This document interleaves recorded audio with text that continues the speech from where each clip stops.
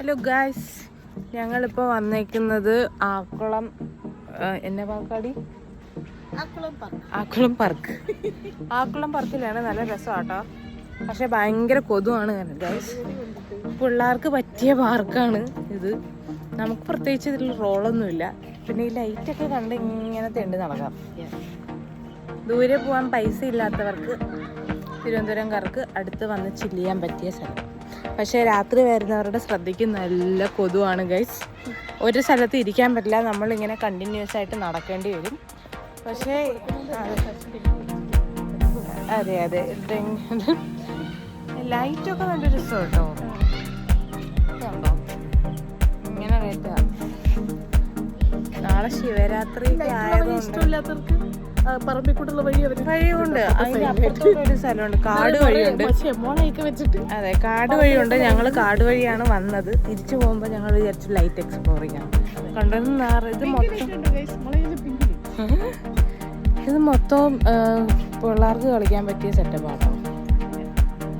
Glass bridge ഉണ്ടെന്നൊക്കെ പറഞ്ഞ് വന്നതാണ്, പക്ഷെ അവരവിടെ കയറ് കെട്ടിയിട്ടേക്കാണ് ഇപ്പം തൽക്കാലം. എനിക്കറിയില്ല. പിന്നെ വീഴരുത്. പിന്നെ എല്ലാ റൈഡിലും കയറണമെന്നുണ്ടെങ്കിൽ 80 രൂപ, 110 രൂപ ബാക്കി കാര്യങ്ങൾ. പിന്നെ ഇവിടെ ഷൂട്ടിംഗ് ചെയ്യാനുള്ള ഇതുണ്ട്. സാധാരണ എല്ലായിടത്തും കാണപ്പെടുന്ന. പിന്നെ പിള്ളേർക്ക് ചില്ല് ചെയ്യാം ഒരു ദിവസം.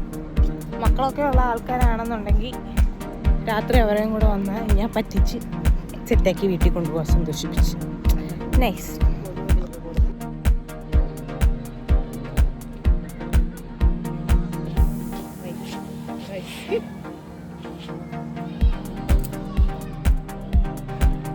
ഇവിടെയൊക്കെ നിന്ന് ഫോട്ടോ എടുക്കാം കേട്ടോ. നല്ല ആക്കുളം വില്ലേജ്. എല്ലാത്തിലും ഇതേപോലെ കിഡ്സ് ഒള്ളി എന്ന് എഴുതി വെച്ചിട്ടുണ്ട്. ഇതൊന്നും വക വെക്കാതെ അളിയൻ കയറുകയാണ്. അവരിറക്കി ഇപ്പം വിടും. ഒന്ന് അളിയൻ എൻ്റെ അകത്തോട്ട് അളിയൻ കയറിയിട്ടുണ്ട്. ഒന്ന് എഴുതിയുണ്ടോ എങ്ങനെ ഇരിക്കുന്നു? രണ്ടടേ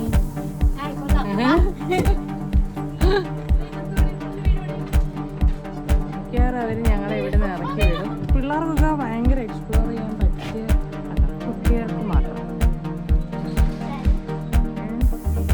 പിള്ളേർക്ക് മാത്രം എൻജോയ് ചെയ്യാൻ പറ്റുന്ന നല്ല സ്ഥലമാണ്. മക്കളൊക്കെ ഉള്ള ആൾക്കാരെ കൊണ്ടുവരിക.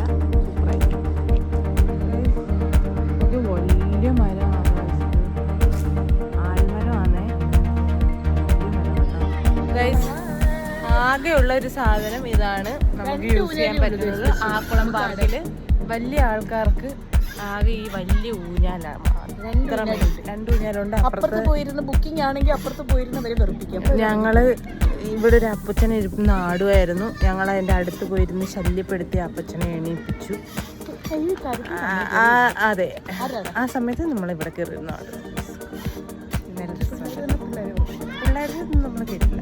പിള്ളേർക്ക് കളിക്കാൻ ഇഷ്ടം പോലെ അവിടെ ഇവിടേക്ക് പോവുക. വീഡിയോ എടുക്കാൻ ഗൈസ്, അതാണ് നല്ലത്.